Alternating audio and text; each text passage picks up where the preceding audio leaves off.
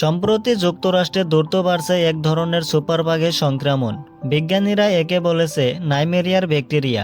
বৈজ্ঞানিক নাম কার্বোপেনেম রেজিস্ট্যান্ট ইন্টারোব্যাকটেরিয়াসিস বা সংক্ষেপে CRE।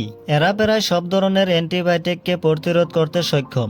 বিশেষ করে NDM জিনযুক্ত ব্যাকটেরিয়ায় সংক্রমণ বাড়ছে সবচেয়ে বেশি।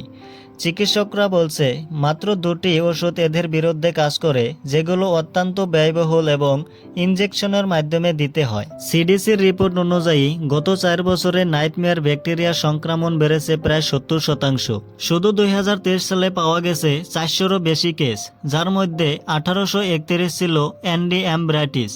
সবচেয়ে ভয়ঙ্কর বিষয় হলো 2019 থেকে 2023 মধ্যে NDM সংক্রমণ বেড়েছে 460%। কিন্তু আসল সংখ্যা আরও বেশি হতে পারে, কারণ অনেক রাজ্যে এখনও পুরোপুরি টেস্ট করা হয় নাই। যুক্তরাষ্ট্রের বড় বড় রাজ্য যেমন ক্যালিফোর্নিয়া, ফ্লোরিডা, নিউ ইয়র্ক বা টেক্সাস থেকে এখনও পূর্ণাঙ্গ তথ্য পাওয়া যায়নি। এখন আমাদের মনে প্রশ্ন উঠতেই পারে, তাহলে এই ধরনের ড্রাগ রেজিস্ট্যান্ট ব্যাকটেরিয়া তৈরি হয় কিভাবে?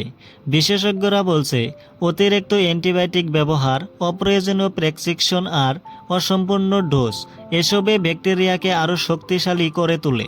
নাইটমেয়ার ব্যাকটেরিয়া এখন শুধু হাসপাতালে নয়, কমিউনিটিতে ছড়িয়ে পড়তে পারে, যা স্বাস্থ্য বিশেষজ্ঞদের জন্য আরও বড় উদ্বেগের কারণ। তাই বিশেষজ্ঞদের পরামর্শ, অ্যান্টিবায়োটিক ব্যবহার অবশ্যই সচেতনভাবে করতে হবে।